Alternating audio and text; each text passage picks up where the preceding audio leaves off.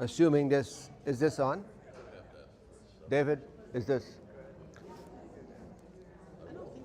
Oh, that's because I didn't put it on. You know, when all else fails, you just plug it in. I think it's on now. I was ready to blame old David back there. David, why is this thing not working? It helps if you turn it on. Why is that working? Where are my glasses?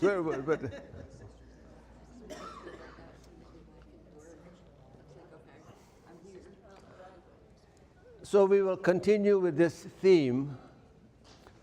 And if there was a question over the last 48 hours whether we should be dealing with peace, I was reminded yesterday morning why we should be dealing with peace. Though, as you will see in the printout from the text from Ecclesiastes, there's also a time for what? Evidently. It seems like most of the time. Evidently.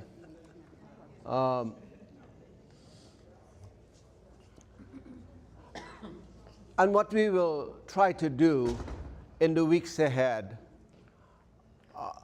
is to look at texts that may not necessarily on the surface say, oh yeah, this deals with peace. And you get the impression that we only should be talking about texts that explicitly mentions, let's say, the word shalom. But of course, peace comes in a variety of ways that does not necessarily have to do with the actual mentioning of the word. So we have texts in the Bible that are sacred texts, obviously, but do not mention God. The most notable is, of course, the book of Esther. Never mentions God once. But of course, we can't walk away saying, well, you know, it doesn't mention God, therefore it's not sacred. So simply because a text does not explicitly outline peace doesn't mean it's not a text about peace. And as I was thinking about this, again, in the last week or so, as we continued this theme, again, we think about all of, well, maybe not all, but a number of the guiding principles, maybe universal principles. We heard some of which Pastor Dave mentioned this morning are in prayers and in the sermon, and we will hear this again and again and again because, well, they are universal. These are human principles.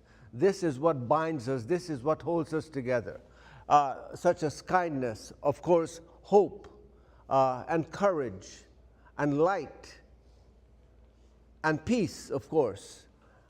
And we've talked about justice, and we've talked about righteousness. And of course, we want to talk about goodness, and that word will show up in text to come in the weeks ahead.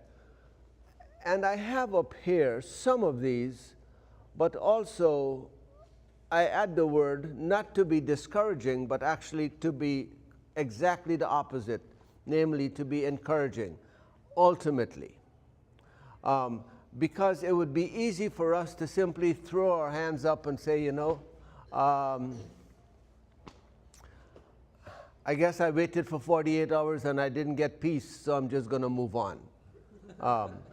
Or we listened to the text this morning from the prophet Isaiah. And, you know, I'm obviously, I want to be careful when I say this, but I'm partial to the Hebrew Bible, the Old Testament, because it's so foundational. And everything that seems to develop into the New, which is about a third of the Bible, is really predicated on some of the foundational things in the Old Testament. And so we listen to the words of the prophet like Isaiah from Isaiah chapter 60 this morning. And while we may not keep track of all of the intricacies of how texts are put together, Isaiah chapter 60 generally is regarded by scholars to be either what is called Deutero-Isaiah, meaning the second Isaiah, Or some scholars who are really immersed in this refers to it as third Isaiah or Trido-Isaiah, which is the last 10 chapters in the book of Isaiah. And this is important because you have the prophet Isaiah, who is Isaiah of Jerusalem, and talks about justice and talks about the importance of bringing about goodness, and and this is before the exile. And yet, after the exile, what happens? The message continues, because not everything has changed. And so, part of our own struggle, part of our own, is as difficult, maybe for many of us, practically impossible, is the waiting, the preparing, the waiting. And in case you missed it, the waiting, right? And it's great to have the season of Advent, which of course has to do with what? Waiting. But it has to do with waiting and preparation, and it has to do with the coming. But we're still waiting. We're still waiting. And it's difficult. And it's difficult to awake literally now to the talk and the prospects of war, when we are in the throes of hoping for peace. And this is not theoretical. It's there, right?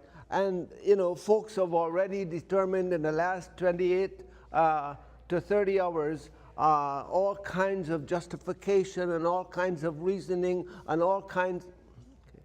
And we are reminded that, at least in this instance, two things could be true at the same time. Okay? And you can determine what those things are. So think about this, but I guess part of this idea is that ultimately,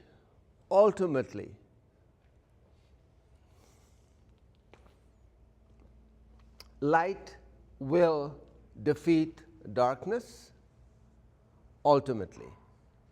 But the challenge for us is always, how do we sustain our courage, our strength, our hope between now and then? It's never, the challenge is not about if we will get, how do we sustain between now and then? And that's the challenge that we have. It's this in-betweenness that is the challenge. So, I would like to imagine that nothing new will happen tomorrow. I think we are silly to imagine that. Or next week, right? Because it might be sort of interesting and even funny to say, well, something is happening every moment, something is happening every day. As it turns out, something is happening every day. So all of a sudden it's not funny anymore, okay? Because it's here. So what do we do with this? And so we move forward to our friend Micah. And we're going to look at a couple of texts. We may not get to both today in their entirety, but we will look at a couple of 8th century texts from the prophets. And while we may not have a flood of references to peace, they deal with peace. It is invariably the underlying theme in these stories.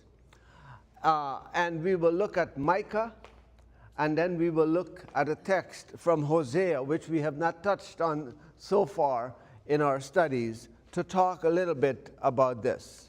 So you have the Micah text in front of you. And this, I will read some of this. This is a court scene, okay? And it would be easy, I don't mean for us in this room, but it would be easy for folks to say, well, you know, this is all ancient stuff. The moment, in my view, the moment we start saying that, we might as well dismiss everything. Because everything becomes ancient stuff if we don't want to reckon with it. Everything becomes ancient stuff. I mean, yeah, I know that was the time of Jesus, but you know, we either embrace the challenges and the promises, or we don't. We don't get, we don't get to pick and choose here. So in Micah 6, again, Micah, of course, is in the 8th century, along with the three other contemporaries, Isaiah of Jerusalem, or first Isaiah, Amos, of course, and Hosea. So hear what the Lord says. Rise, plead your case before the mountains, and let the hills hear your voice. Okay, this is a court scene, and you don't have it in front of you, but I've highlighted certain words for myself as a reminder. Pleading here, which we will see the word in English being used in Hosea in a second. Here, you are presenting your case. And who, by the way, who are you presenting the case to here? Before whom? The mountains and the hills. And we're thinking, oh, great, you know. Yeah. But think about it, right? What do they have in common? And why is it that you're presenting the case before the mountains and the hills? They have been there from the start. They have been there from creation. So if, in fact, anyone, anything, will have an understanding of the history and sort of the movement of God's role in the universe, it would be those who were there from the beginning, who could see it. So hear you mountains, the case of the Lord, you enduring foundations of the earth. For the Lord has a case against his people, and he will contend with Israel. And this case, as we will see again in Hosea, the idea here is, I mean, this is a legal term in Hebrew, right? This is a court scene, as it says here, and God presents the case. And think about this. Imagine, as we see in this text, God is saying to the people, please tell me, oh my people, what have I done to you?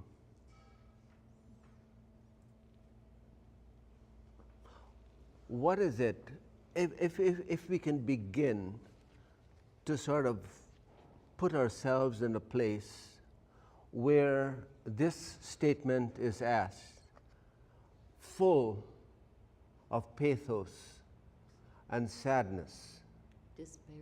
Despair. What is it that I have done to you that you continue to be this way? And I will tell you, again, in case we were wondering, if you may take a line like that and plaster it today publicly and simply ask that question, "Oh, my people, what have I done to you that you have acted and continue to act in this way?" Now, this is a case, so I don't want you to jump up and start answering right now.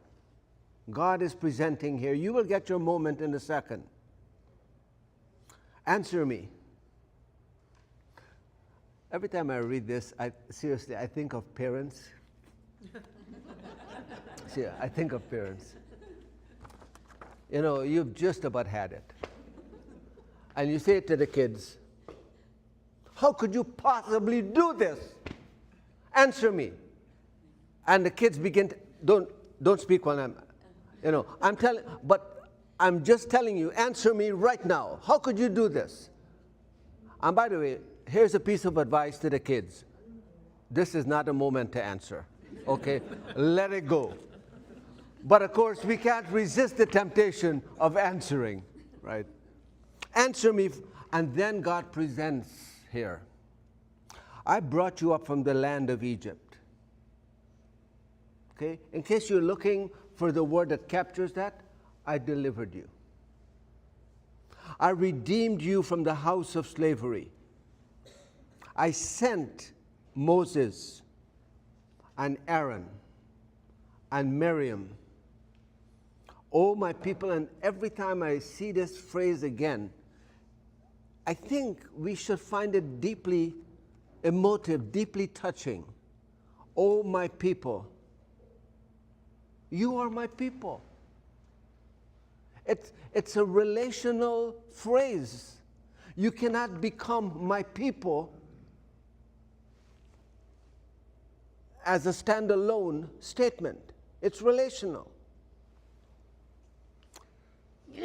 Remember how King Balak of Moab devised and Balaam of Beer answered you, and you answered that you may know. By the way, I want you to remember. I want you to have a memory of what, if we don't have a memory, if we don't have a memory of what has gone before us, of course we know all of the statements, right? Then we are destined to do what? Repeat, right? We do anyway. We do anyway. Even with the memory. Even with the memory. Even when we are flooded with memorials that remind us. Even when we have the statement that says never again. It's a bumper sticker. Never again. Followed by, let's do it again. Sure, but never again.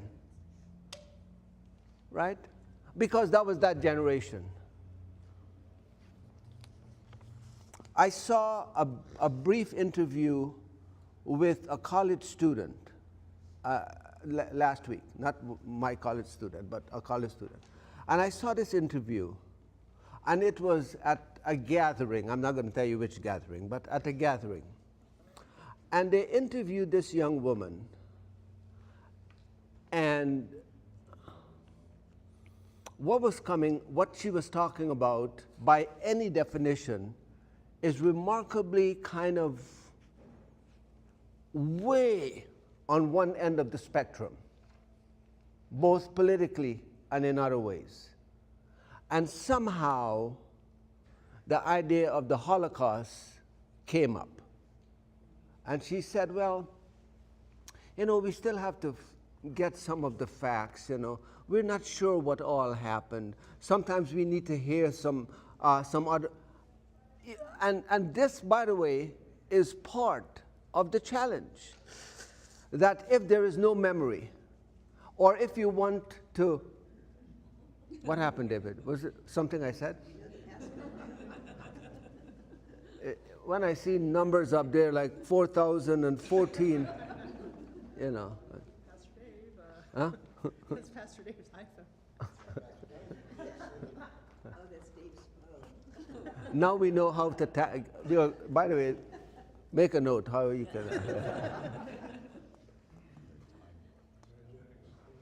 If we do not have a memory, we are destined. And the irony is that we could say, now that we have a memory, this will never happen again. If our words do not have the effect of truth and an effect of something that is grounded in reality, then nothing matters. So if I say to you, as your leader, I will not start any stupid wars. The smart ones. The smart ones. Only the smart ones. And that's a quote. That's an oxymoron, too. or at least leave out oxy. But in any event, if you said to me, I'm hearing rumblings about a war, and I, as your leader, say to you, that'll never happen. But then you wake up and it does. What happens with our words? And yet our words have to matter. What happened with the days of saying, you have my word on this? It's almost too quaint these days. So God is reminding the people, this is what and by the way, this is not a catalog of everything. I'm just reminding you of moments of deliverance, of moments of redemption, of moments of freedom, of moments of guidance. I'm reminding you of these things. And I'm reminding you of these things because I'm asking you, given all of this, how could you possibly do what you're doing now?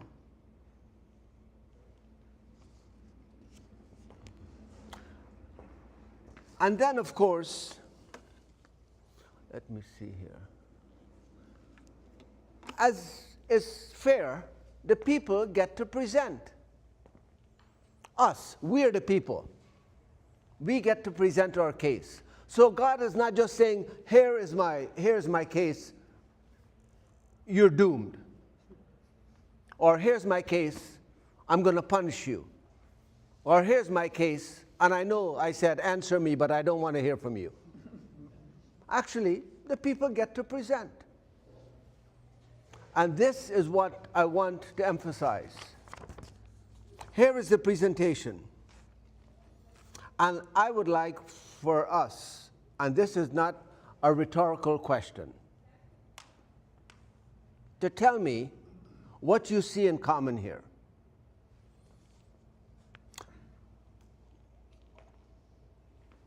With what shall I, and so the people are answering, but not collectively, not as a community, but what shall I, right? With what shall I come before the Lord and bow myself before God on high? It's a question. I suppose they could have waited for God to say, here is what I would like you to do. But they're presenting their case. Shall I come before him with burnt offerings? 1. Shall I come with calves a year old? 2. Will the Lord be pleased with thousands of rams? 3. Shall I come with 10,000s of rivers of oil? 4. Shall I give my firstborn for my transgression, the fruit of my body for the sin of my soul? It's dramatic, isn't it? They haven't answered the question, though. What he's done, what have you done? What have I done? Don't confuse me with your question here. They're guilty. They know they are. And by the time you get to number 5, right, you essentially, let me paraphrase, what do you want from me? I mean, what do they have in common?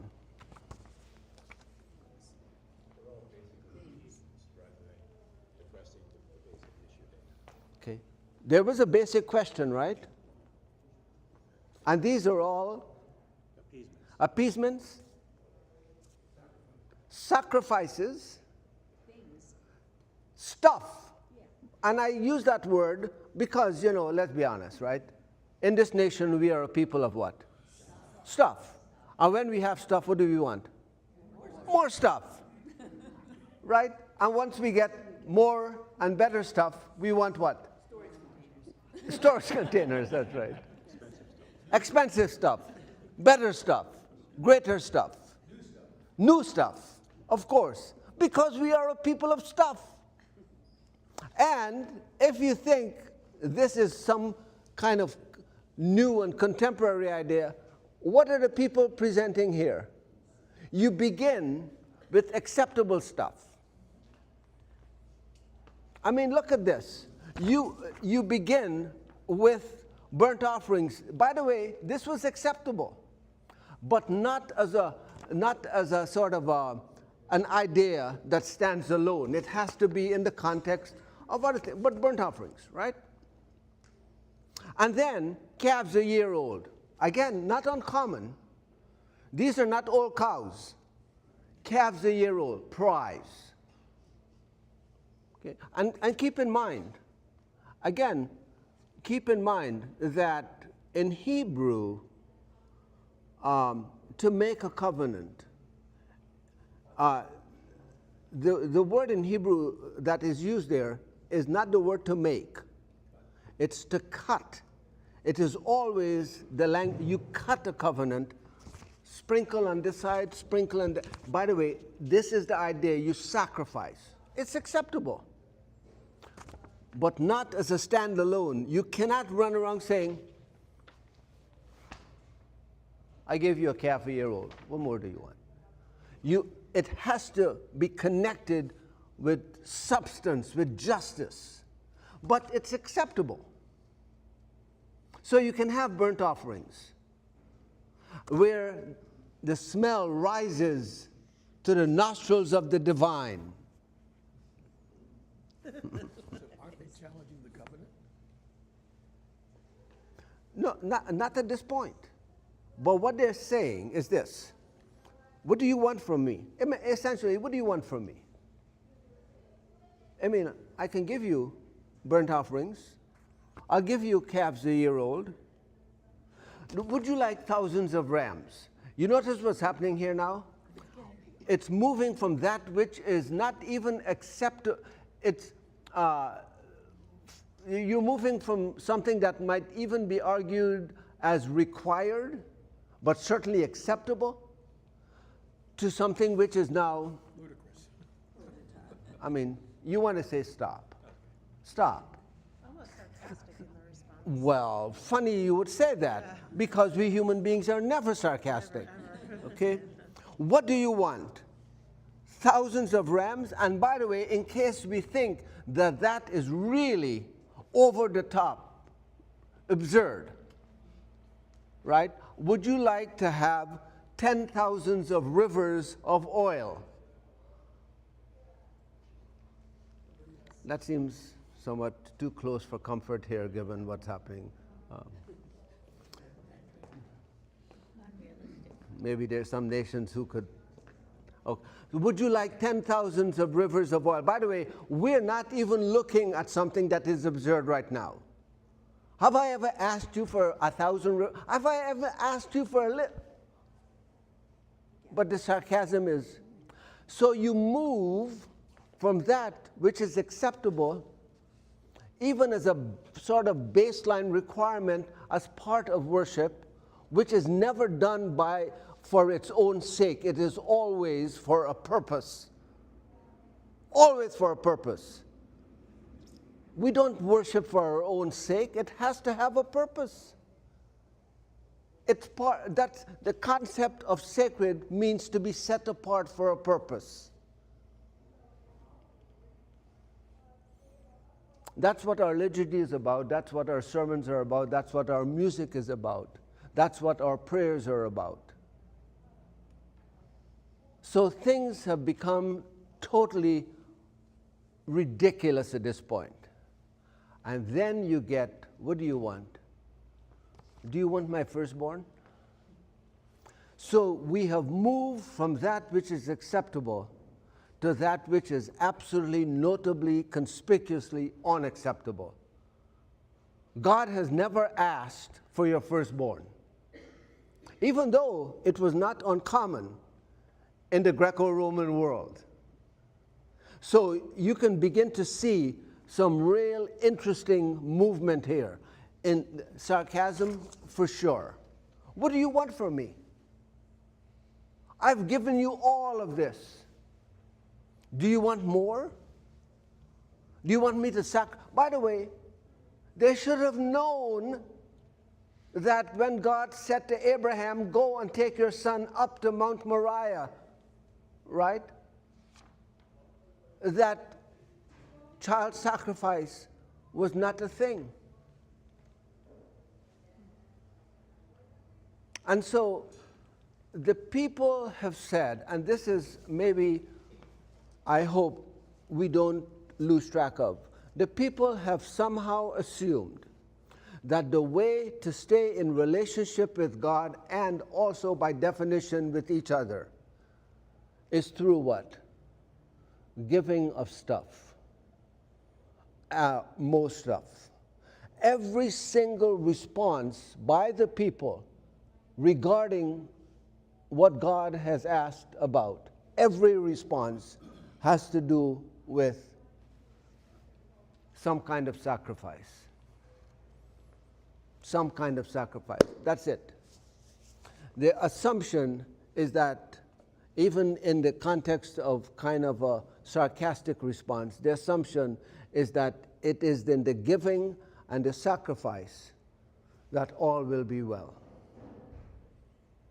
And all is not well. All is not well. I'd like, you remember Julian of Norwich, who, famously said, all will be well. And I still believe that.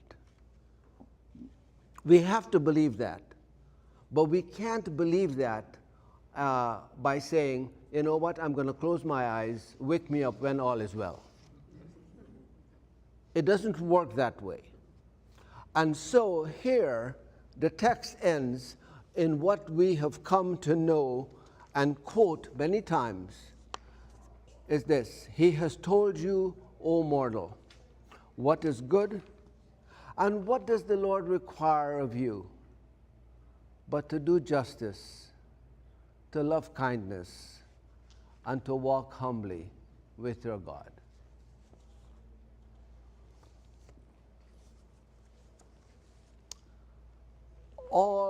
By the way, all three constitute what is good. What is good. That's it. And they all have something in common. It is also what is required of you to act, to love. It's not just a noun. To do and to walk humbly.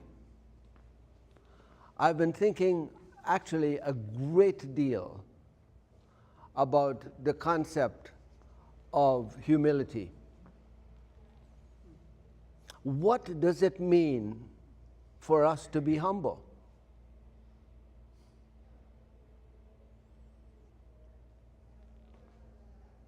And I've been thinking about this not only for our time here, but I've been thinking about this in terms of my own work. And I don't know if I told you this, but we have a grant at the institution, and it's from a foundation called the Mandel Foundation from Ohio. And it's a 4-year grant. We're just now starting the 3rd year, and it's a $1.1 million grant. And the focus of the grant is on the humanities. Now, I emphasize that because rarely does that happen, right? Almost major grants, understandably these days, are in technology and science and so on. But here, it's in the humanities. And I've been asked to be the director of the project. And the idea is, how do we shape our students, regardless of their major and discipline, to enter into the world grounded in the humanities? And let's be honest, that's a tall order, because you and I know as parents, we want our children right? To have a profession that evidently makes money. And so when you're an English major or an art major, or worse yet, a philosophy major, what are you going to do? Stand on the roadside and think for bread? Actually, yes. Actually, you're gonna stand on a rock. On a rock, yeah. That's right. Run for office. But here is something that we discovered. I hired, as was required from the grant, someone whose title is the program manager. And as we met with employers in the DMV area, I frankly was surprised again and again when we posed the question, what do you look for? Again and again, employers across the board, right, said one of the qualities that they look for is humility. That was not on my bingo card.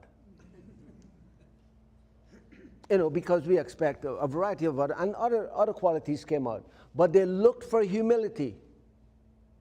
So I've been thinking about this, and part of that has to do with our capacity to understand as human beings that the best among us, even the best thoughts among us, are penultimate. And to have the humility to be able to say that, and here is to walk humbly. To walk humbly with your God. And by the way, by definition, that only works if we are able to walk humbly how? With each other. Or if we have to love kindness, it is with each other. And if we have to do justice, it is with each other. We cannot say, and again, this is not my idea. It's in the Bible. It's in the New Testament. We cannot say that we love God but hate our neighbor. It doesn't work. And we certainly can't, even though we may say that we love God, but we can't stand the enemy. It's a bit of a challenge when we're being told express by Jesus to Love your neighbor as yourself. love your enemy. The bar is high here. So Micah ends on this note. Micah does not have God saying, oh, by the way, the prosecution wins here, okay? This is all what I've done for you, and you have really, really messed up, and therefore, I'm sorry, I'm just going to have to cut you loose. But instead, here's what you need to do. Here's what you need to do. And despite sometimes not us in this room necessarily, but this cannot just be a bumper sticker. Do justice, love kindness, walk humbly with your God.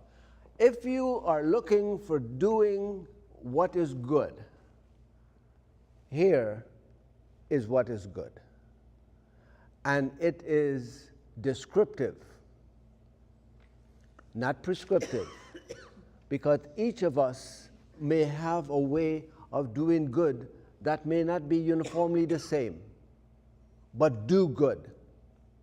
Do good is what it says. Now,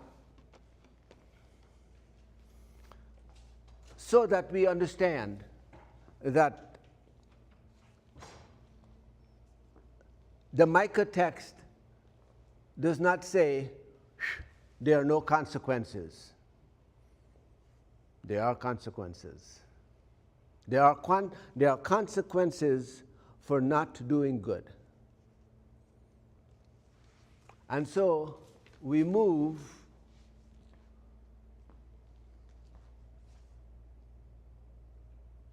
in case if how is goodness defined? This is how it's defined.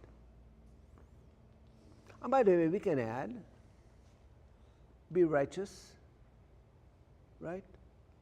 Be caring, be compassionate.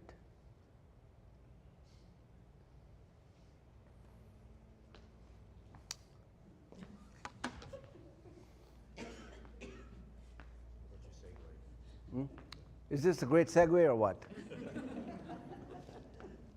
It's the American love story right here, right? Could you imagine? Go and marry a prostitute. Did I hear you right? You didn't really mention prostitute. And by the way, we will look at this text, but what is fantastic about this statement is that translators over the years have they've gotten themselves in all kinds of shapes of pretzels, trying to find the right word here. Okay? Right? So, I don't know what the right word is. Do you feel better if I were to say, go and marry a harlot? Ooh, thankfully, it's not a prostitute. And there are translations that use the W word. And the New Revised Version does that. So, go and marry a prostitute. This is one of the rare instances in the Bible where, in fact, most scholars believe that there is a parallel between something that is actually happening, literally, I want you to marry a prostitute because I want you, in so doing, to be a living example of what is happening in the relationship that I have with the people. Now that is some kind of calling. But and by the way, maybe there are a handful of people out there who don't want to see this parallel, but most serious scholars see this as the prophet saying, this is what I want you to do. So when you walk around, I want you to be the example of how the people, the relationship that I have with the people has been fractured. So go and marry a prostitute. So here we go. Hosea 2. And I'm just using one section of Hosea. And you have the text in front of you, but I'll read some of it. Say to your brothers, Ami, and to your sisters, Ruhama. You see that up there. Okay. Plead with your mother. Plead, for she is not my wife, and I am not her husband, that she put away her prostitution from her face and her adultery from between her breasts, and it goes on. And some of the modern translation says, put away her whoredom, which, by the way, is not a word that we use, but it actually says that. So we are looking at this, and these are two children. Now, here is the deal. The prophet is saying to these two children, I want you to go and plead with your mother.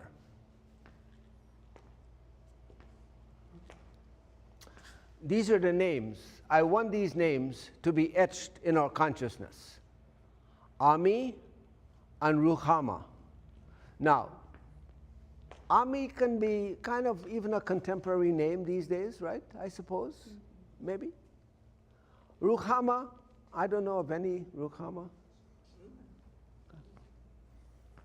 Ami literally means my people. It's two words. Okay?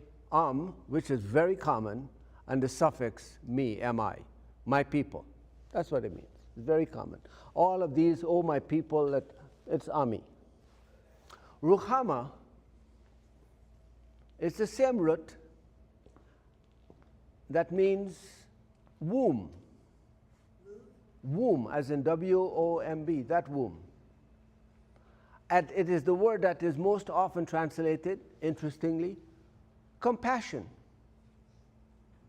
or sometimes, I don't particularly like this translation, but sometimes pity. Pity. So the name of the two children are my people and compassion. So the prophet is speaking to the two of them and says,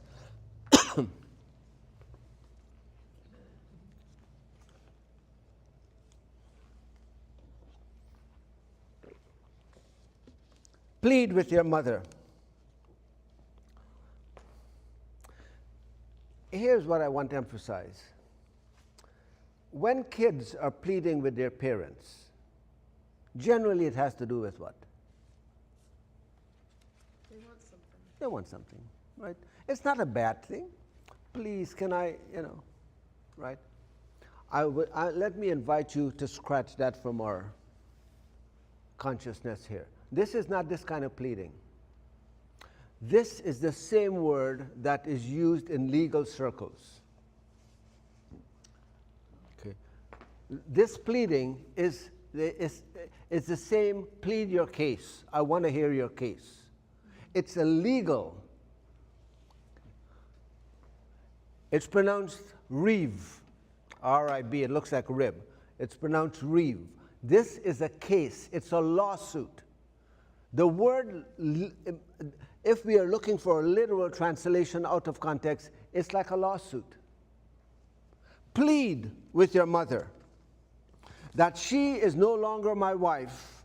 I am not her husband. I want her to put away her prostitution from her face and her adultery. Now, here is what we're not. I want for us to look at this because here's what I'm getting at. When you say put away her adultery, you get the impression, I believe, naturally, that in fact the word simply refers to some kind of personal, very specific infidelity. Here it is not that. It is not that. This is a larger, much more widespread issue. The word that is used here, interestingly, the very top, okay, it's pronounced zenunim, okay. Now here we're going to do, this is a Hebrew 101 here for a moment.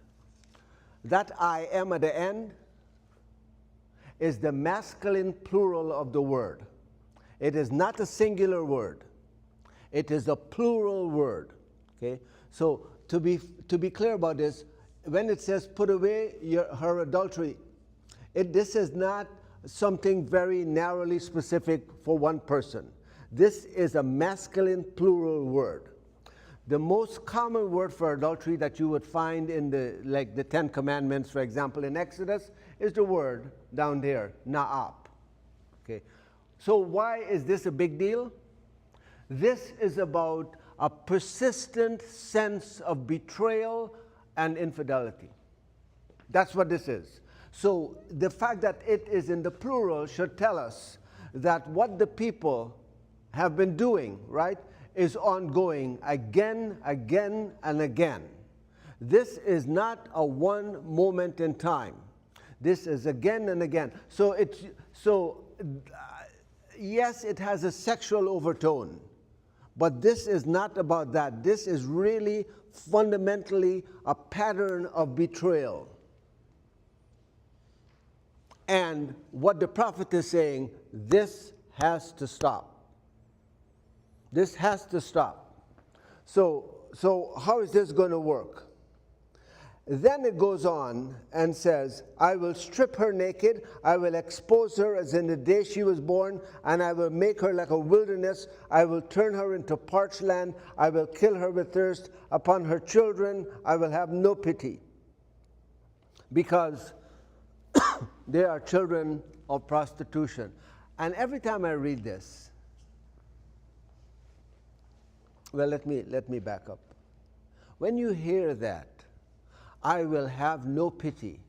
Remember that word I showed earlier, ruchama, that I said it means pity or compassion? Okay, it's the same word here, except now it has a Hebrew prefix, lo, that means no.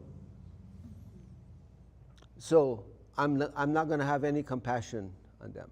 So when you hear this, I will not have any pity on their children because they are children of prostitution. Anything that strikes you? There's something that strikes me every single time. Sins of the fathers. Yeah. The sins of the father, as they say, Yes. or what the prophet Jeremiah said, the parents have eaten sour grapes, but it's the children's teeth that are set on edge. I have to tell you, I read this, and even in my own notes, not because I needed it, but I wrote that as a reminder to myself. Two things. What did the children do here to deserve this? Nothing. By the way, we don't have to go digging deep into the recesses, nothing. The children did not do anything. I want to be clear. It's possible they will do something in time. But to say that your children will be punished because they have been born out of prostitution, and therefore I will not have any compassion on them, we have to read that and think, but what have the children done? But here's the second part that is striking. There are consequences. Okay? Now, we can think of this literally or figuratively. But the point here is that what we do in the here and now will have consequences for tomorrow. By the way, whether or not we think, let's not just walk out of here and say, thankfully I don't have any kids. No! That's not the point. The point is what happens today. Let me be very clear. What happened overnight, 2 nights ago, will have consequences tomorrow. No one should walk away thinking, I'm not involved. There will be consequences. We may not know what they are because we don't have maybe the kind of wide-ranging, but we have a sense of memory and of history to know that invariably there are consequences. And this is very, very, very difficult to fathom. The children will pay the price tomorrow, and the next day, and the next year, in the third and fourth generation. Who will wonder, what have we done? What have we done?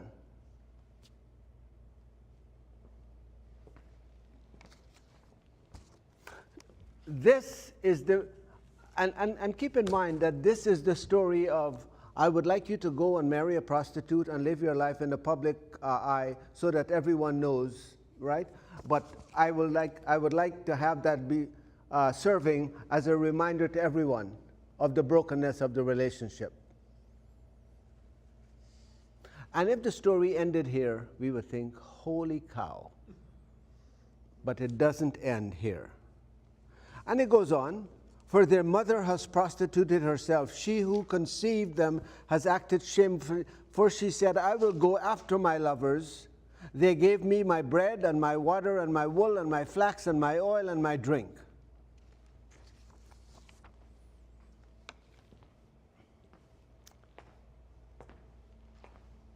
Isn't it the case that in our society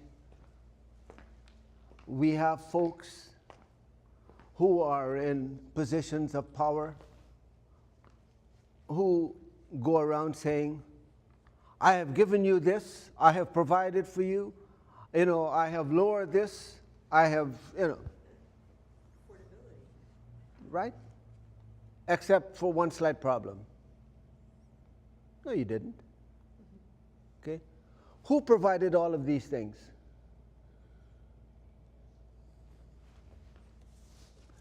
The people might be led to believe that it's my lover who has given me the bread and the water, the wool and the flax and the drink. It turns out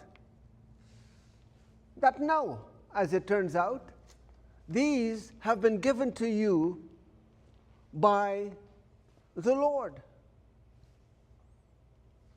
And there's a play in the text between the words husband here, by the way. Therefore, here are the consequences. I will hedge up her way with thorns. I will build a wall against her. She will not be able to find her way out.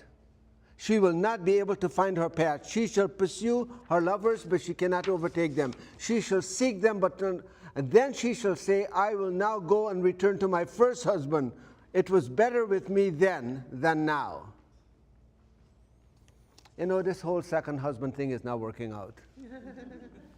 Because as it turns out, all of the stuff that I thought was coming from was not.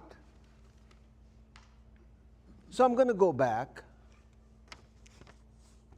She did not know, this is now God. She did not know I was the one who gave her the grain, the oil, the wine, who lavished upon her silver and gold.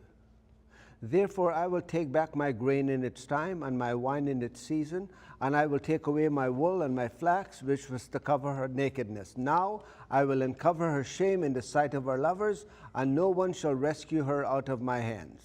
I will put an end to all of the mirth and her festivals, her new moons and her Sabbaths and all of her appointed festivals. Here's the thing. It's not simply saying, I want to bring to your attention that, by the way, I'm the one who gave you this. What I'm going to do is that I'm going to make it public that all of the gilded stuff that you've been enjoying, I'm going to take away.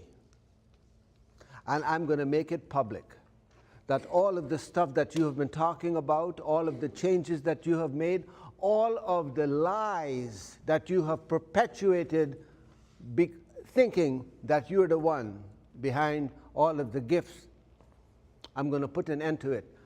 But I'm not going to do that in some kind of a private transaction behind closed doors where we go and look at each other, wink, wink. I will make it public. Why? Because what you have done is public. So where do we go from here? When you have arrived at this point, can you ask, is there still an opportunity for restoration? Is there still an opportunity for redemption? Is there still an opportunity for peace in the face of all of this? Can there still be compassion? And the answer is yes, which is where we pick it up next week. All right. Thanks, everyone.